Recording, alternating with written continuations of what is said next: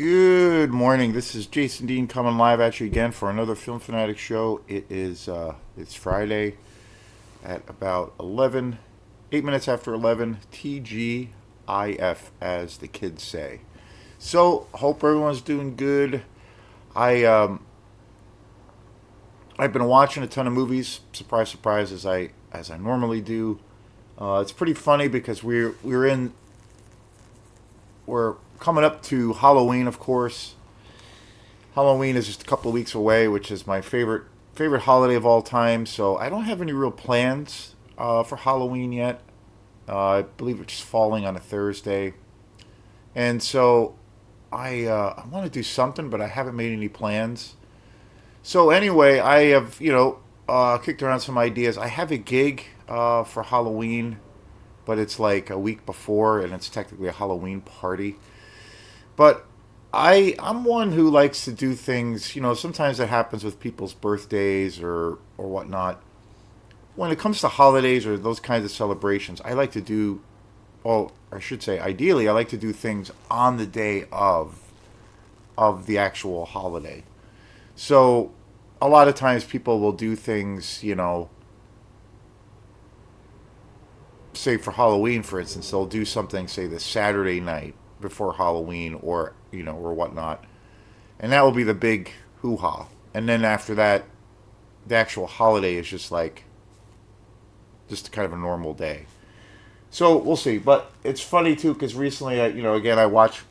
There's quite a few YouTube guys that I watch out there, and now people are doing more. Where they're doing their top 10 Halloween movies, their top 10 movies to watch around Halloween season, that kind of thing. And one YouTube guy that I watch a lot, and I have two favorite people out there. Moods616, who is a Canadian dude, and he mostly covers the world of exploitation. He does cover all kinds of movies, but he really focuses on that. He's got the most incredible selection of films I've ever seen, the biggest selection. Sometimes size does matter. I've learned a lot from that channel. I've discovered so many cool movies. It's like I don't know. I think it's and I before I say it, I have to say another guy that I really think is just amazing is 42nd Street Forever, who is a British YouTube guy who is just phenomenal. He he he's probably the most knowledgeable person that I know about film on all of the within the YouTube universe. Amazing. But both of these guys, it's like taking. Not only is it really fun and enjoyable, but I find that I actually learn a lot about film, and especially discovering movies that I've never seen before, or movies that I saw when I was a kid, and I've learned so much, especially in the world of the horror exploitation world, which is my favorite. So great stuff. Can't recommend them enough. But they were one guy. Mood616 was saying how some people are, or a lot of people are putting up their Halloween specials about, okay, we'll do a show on our favorite horror movies, or we'll talk just about horror movies for the show. And he just thought that was kind of comical and funny because he watches horror movies, all year round, and it's like, yeah, it's a great holiday. It's the best holiday, but it's, at the end of the day, it's like we're in that universe 24/7, so it's like, whatever. It's kind of funny. And that's kind of how I am. I mean, I watch horror movies all the time. I mean, literally, every night. So it's not like, oh, it's spooky season, so I'm gonna throw in some throw in some good scary movies. It's never like that for me. But anyway, this show is kind of a special show. Today's show, it's it's about this movie that I just discovered. I totally randomly came across it. Didn't know anything about it. One of those experiences of like going into something, totally cold, and the timing of it was kind of comical, kind of funny. So the today is Friday. Again, like I said, it's Friday at 11, and about I think it was yeah, it was Wednesday night. Yeah, it was Wednesday night. I had to get up. I'm not a night person. I mean, I should say, cancel that. I'm not a morning person. I am a night person. I typically always stay up pretty, pretty late. Probably a little too late, but I typically stay up a little on the later side. So I, I usually go to bed. For me, a good time to go to bed is like 1 or 1:30. Very hard for me to be in bed by midnight, and it's impossible for me to be in bed by 11. So this is kind of how I am. And I've kind of always had that disposition. I've had to work jobs where I've had to get up at the crack of dawn, like 4:30 in the morning, or 4 o'clock. I had a few jobs. I used to work in the food service industry for a long time. Thankfully, I don't have to do that, knock on wood, or haven't had to do that kind of work in a long time. But I worked in various restaurants for quite a few years, and I was a baker. I worked at a restaurant for about a season or a year where I was a baker, so I would have to be at work at 5:30. So I did all of that shit for a long time, and just always realized it's impossible because I'm a night person. So anyway, Thursday I had to get up pretty early. I had to get up around. For me, getting up early is like 6 o'clock. 6:30, or even 7 for me is a little bit too early. But I had to get up around 7 Thursday morning, and I had to go down to meet my girlfriend down in Rockland, which is about 35 minutes away. So anyway, I was watching a movie, and I felt okay. I'm pretty tired. I had eaten dinner and had a pretty busy day that Wednesday, so I was like, okay, I'm ready for bed. And it was about midnight, so I went to bed and could not fall asleep for the life of me. Just tossed and turned for about an hour, 40 minutes or so.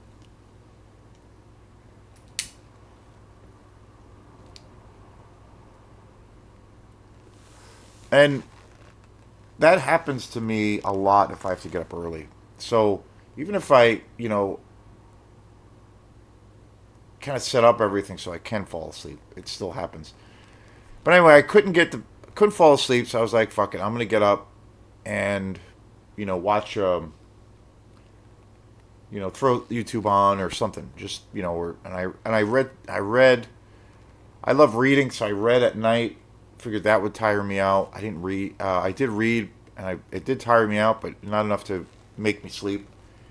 So I was like, oh, screw it. All right, I'll just, I usually keep my laptop in my room, so I grabbed my laptop and I just threw on YouTube, and I was like, scrolling through a couple of videos.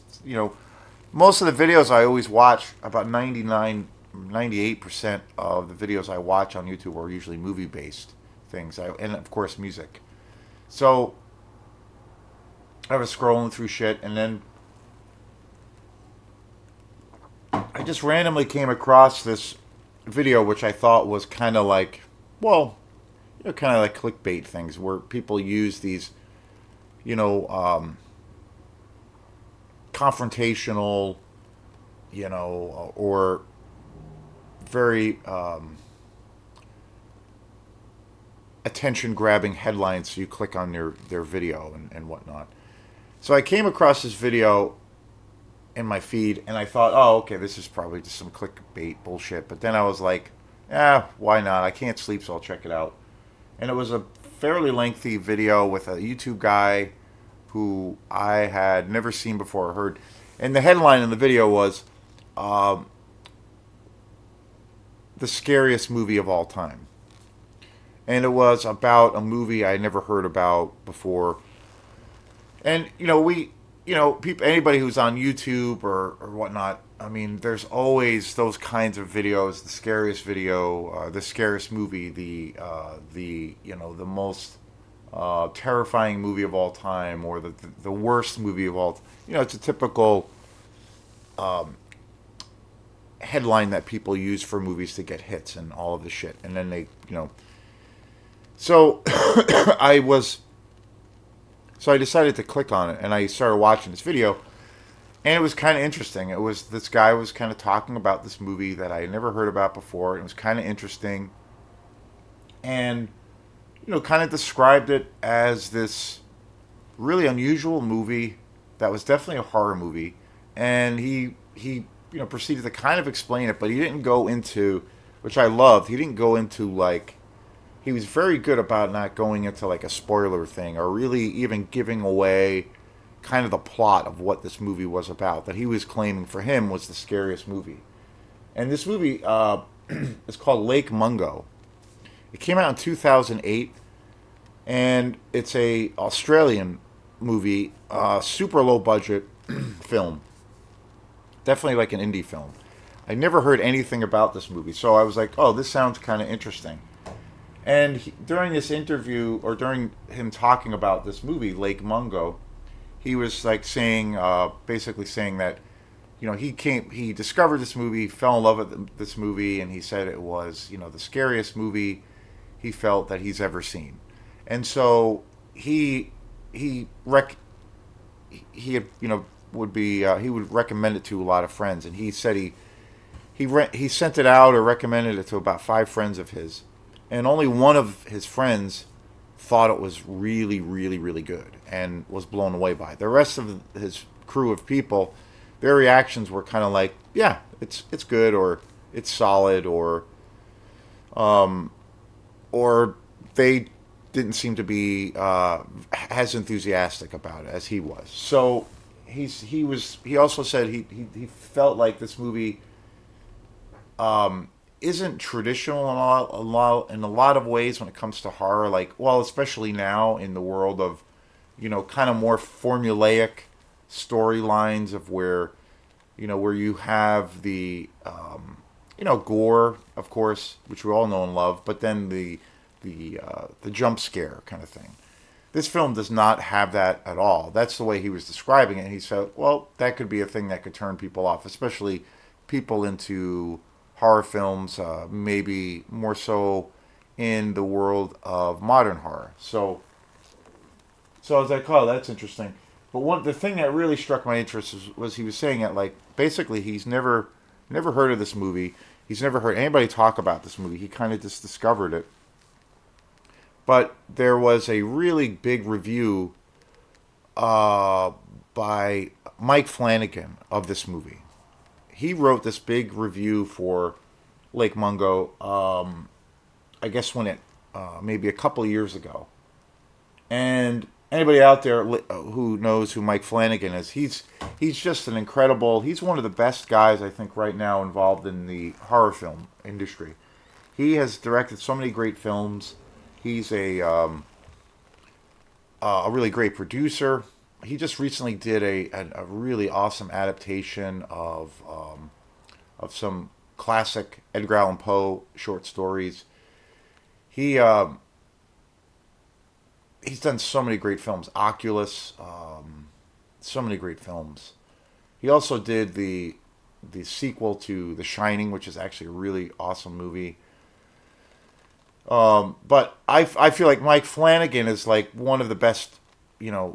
This guy he's the shit. He's one of the most talented directors, and I think he's like he's his own island. I think he's really great. Everything he does pretty much is gold. He does television shows, and then he does full-length feature films. But he wrote this review of Lake Mungo, where he basically said that this movie was more or less a masterpiece, and he felt it was one of the scariest movies he's ever seen, and he thought it was one of the most unique films and one of the most well directed. He just really raved about this movie. So I read that review. This YouTube guy talked about this review, so that really piqued my interest, and I was just like, oh, okay. If Mike Flanagan says it's really, really good, it's probably pretty decent. So. And again, the hour at the time that I was watching this, it was pretty late. It was about just about 1 o'clock in the morning, and I had to get up early. So I was like, fuck it. Um, I'm gonna see if I can find after that. After seeing that review, that Mike Flanagan wrote, I was like, well, fuck it. I'm gonna try finding it. See if I can watch it online. I never usually watch movies online. I there's been maybe two other movies that I can think of that I've watched online. One was Terrifier, the first Terrifier movie, and I can't remember the title of another movie that I heard was really good, and it was really hard to find. I watched that once on YouTube, and that was really a really great film, which I can't remember the title of it. And then Lake Mungo was one of those movies I just did not hear anything about. I knew I could not rent it anywhere. I've never seen it in any shops, nothing. So I was like, well, fuck it. I'll see if I can find it online. So my first search, when I first typed it in the old pewter, it came up right away. I was able to find it for free, and I was just like, what? This is crazy. And honestly, I hate doing that because I want to support artists, and I want, I people work hard. You know, well, filmmaking is the hardest craft that there is, I think, in the world as far as in the arts. So I want to always pay it forward and support those artists. But I was kind of a dick, and I was like, well, fuck it, I'll just watch it for free. Couldn't sleep, and this movie looked really, sounded really worth, like really exciting, and I didn't know anything about it. I knew it was just a horror movie, so I was like, okay, great. Um, so I found it right away, and I started watching it. I started watching it right away on my computer, and I watched. The movie is short; it's about an hour and a half, and I watched probably about 35, yeah, about 35 minutes of it, and this was Wednesday night. And I was looking at the clock, and I'm like, oh man, it's getting late. It's just about 1:30. I'm not going to sleep all that much as it is. I'm going to be dragging ass all day Thursday. So if I stay up the rest of the time, I'm going to get even less sleep. So I was like, I made this hard choice to decide to shut off the video and pause it. And I was like, okay, I'll watch the whole movie at a more reasonable hour and a more reasonable state of mind the next day, which was, and I watched the entire movie again last night. I started from the beginning and watched it last night. So, but when I paused the movie, um, from what I saw of the footage and from what I got 35 minutes into the movie, there were moments I have to say in this movie that were some of the creepiest moments. There was some of the most kind of truly kind of terrifying um, feelings that I've gotten watching a movie. Where there were scenes and moments from what I saw of this footage, 35 minutes into it, where I was generally creeped out, and I felt like this movie got under my skin. One of the last times I had that experience watching a movie, especially the first time, and I still think it holds up. But the first time I ever saw uh, the Babadook, which I really love that movie, and I remember renting it. I heard so many great things about it, and I rented it, and then I eventually bought it. I own it on Blu-ray now. The first time I saw that movie, there were moments in that movie where it generally I felt was super creepy and got under my skin.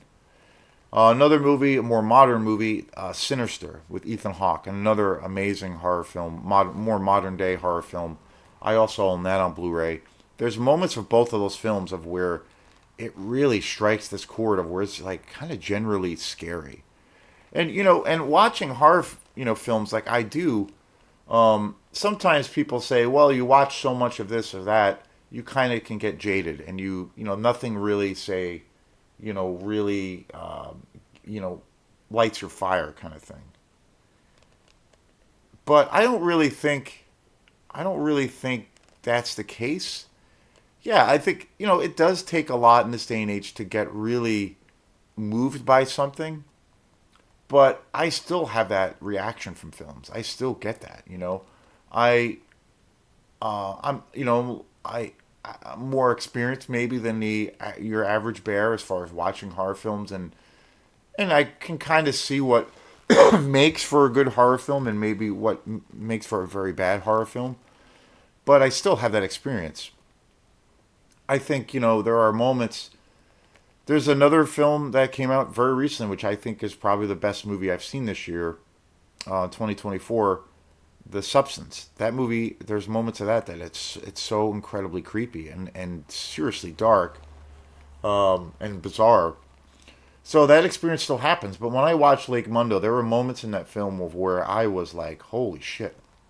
Almost like where the level where I'm kind of afraid to turn the lights off and try to sit and try to fall asleep in a quiet but extremely dark house by myself. So it was something. It was something. And so I shut the movie off, and I could not stop thinking about the movie. And I was even thinking like, wow, I would love to buy this. I'd love to see this on Blu-ray instead of watching it on a shitty computer screen. So, but luck found my way, and I was able to find a copy of Lake Mundo, and I just ordered it on Blu-ray. And again, I ordered it when yesterday, and I did not even see the whole movie, but I felt like what I saw was really good. Fuck it, and it was cheap, so um, I ordered Lake Mundo on Blu-ray, so it'll be coming here, I think, in a week. And that happens a lot to me. If I see a movie, usually for newer horror films, if I don't see it in the theater or if I see it on DVD, which I'll go to, usually Opera House Video for that. If I really, love the film, I will, try to seek it out on Blu-ray. And there's been a few films this year. This year's actually been really good for horror films. So there's a couple of movies that I'm going to get, newer ones. So I ordered Lake Mundo, and then I was like, okay, I'm going to watch it again, which I watched the entire movie last night. And I was curious. I was like, okay, when I watch this movie, I'm going to watch it at a more, normal, reasonable time. I'm not going to start it at 1 in the morning. Um, will it still have that impact, at least the first 35 minutes? Will it still be exciting? Will I still be kind of scared? Will it be really creepy? So I watched it. I started watching it last night, and finished the movie last night, and I have to say this movie is kind of extraordinary. The interesting thing about this movie is, again, there are moments in this film that are so generally kind of creepy, subtle in some ways, that just really strike a nerve. Where there's moments of where it's kind of terrifying. And the interesting thing about this movie is essentially it's a room full of people talking, and it's basically people talking about their stories and their experience, through this event that they all shared, that they were all a part of. So essentially, it's people talking about their experiences, sitting on a couch or sitting in a chair, and it's so highly effective that and that's all you're basing. That's how you're getting your information. Yet it's really gut wrenching and really terrifying at the same time. Like, kind of astounding. There's virtually no gore in this film. There are no there's some really creepy and some very scary moments, but there's no like jump scares. Um, and essentially what this movie is I want people to see this movie cold and definitely check it out. But I'll talk a little bit more about it. I'm not going to give away. I want to just generally talk about what the movie is about. But essentially what this movie is, at face value, I would say it's a real classic kind of modern day ghost story. It's a ghost story movie. But it goes, when I was watching it last night, I felt like, okay, that's the setup. It's a ghost story. But then it goes into very mysterious territory. It's like a it's a ghost story slash definitely a horror movie slash mystery, and it goes into some interesting territories. There's a lot of interesting plot reveals, uh, and character developments, situations in the story that I didn't see coming, which I thought was really interesting, and it added this extra level of suspense. This movie is very suspenseful, and I was just kind of like, again, like I said, I was blown away by how effective this movie is, as far as generally being scary, generally being creepy, something that gets under your skin, like a good horror movie should. Great atmosphere, and essentially it's just people talking. Like it's amazing to me. And there's no gore in this movie whatsoever. Nobody's getting their head cut off. Nobody's getting their stomach sliced open. And again, I love that shit to death. But there isn't any of that in this movie, literally. And I was just blown away by how highly effective it is, without any of those kinds of things that we all know and love in horror films and slasher movies and whatnot, and how just incredibly highly effective it is, and just building tension and building. There's a level of where it feels so believable. The characters in this movie, when they're talking about their story and how everything is kind of connected, it feels so believable. The other interesting thing about this movie is it's it feels like a documentary. It's shot like it's a documentary. It's and it's like a mockumentary kind of thing, sort of, and and it's maybe a little bit of like a found footage kind of a movie, but it's not like it's not like a Blair Witch kind of thing. It's not that, and it definitely is a documentary, or it's shot in a documentary style, but it has, but of course this is a work of fiction, but it feels so real and it feels so realistic, which I think is so interesting. I think that's the ingredient that makes this thing so tight. And the cast in this film, the way the film is directed, the editing, the music is kind of top shelf. I didn't know anything about this movie, didn't know anything about the directors, nothing. It just totally went to a cold. And essentially, what this movie is about is it's about this family in Australia. They there's this event where the family goes on this like picnic, and they go to this lake, and they're out having a picnic, and the kids are out swimming, and the daughter in the family goes missing, and they find out that she has drowned. So the movie is essentially about that experience, but after this really tragic event happens, the family starts experiencing these incredibly bizarre things, and and then it goes from there. That's all I'll say. But it's essentially kind of a ghost story, but it's much more than that. It's very suspenseful, definitely a horror film. It's very slow and meticulous, but you're getting, I feel, as a viewer, and at least that's how I felt, you're getting all this information, and it's a slow boiler, and you're getting pulled into it more and more. But tremendous movie, and generally frightening, generally scary, and done in a way that is so unique, and is really a testimony to writing. It's really testimony to the incredible direction and the incredible writing of this movie, the story. Really great, highly original too, and I thought it was super original. Again, it's kind of a ghost story, but it's in some ways that doesn't do it justice by saying that, because it's much more.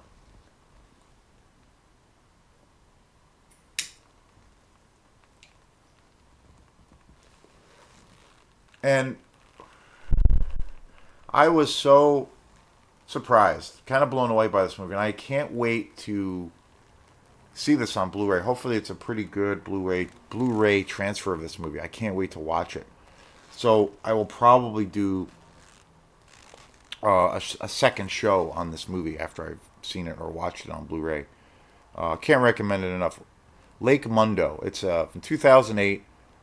Look it up, and it is available. It is on in physical media, so can't recommend enough. I was kind of blown away by this movie. Yeah, just awesome. So thanks again, and we will see you next time. Bye.